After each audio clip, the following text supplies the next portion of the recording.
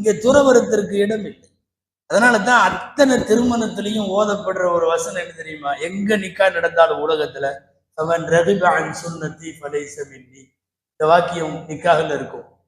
ரசூலுல்லாஹ்வுடைய வாக்கியம், எனது சுன்னத்தான நிக்காகுவை எவன் விரும்பாமல் அதை வெறுக்கிறானோ அவன் என்னை சார்ந்தவன் அல்ல.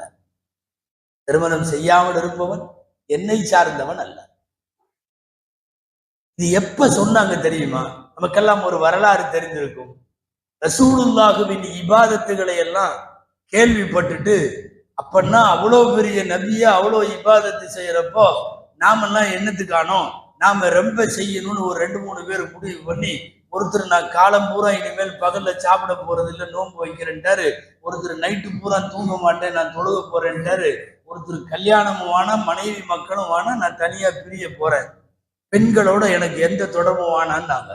இதையெல்லாம் அவர்கள் இபாதத் என்று நினைத்தார்கள்.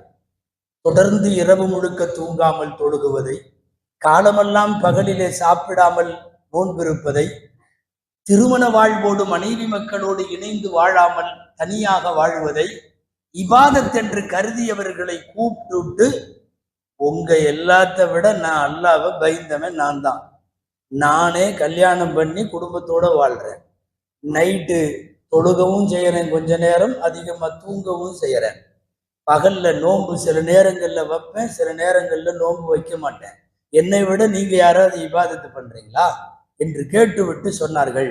இது சஹீஹுல் புகாரியில் இந்த நபிமொழி இருக்கிறது.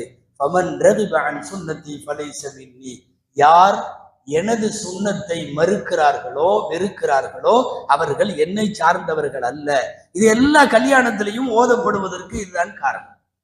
எனவே காரணம் இல்லாமல் திருமணத்தை வெறுக்க முடியாது. காரணம் இருந்தால் அதை மார்க்கம் ஏற்கிறது.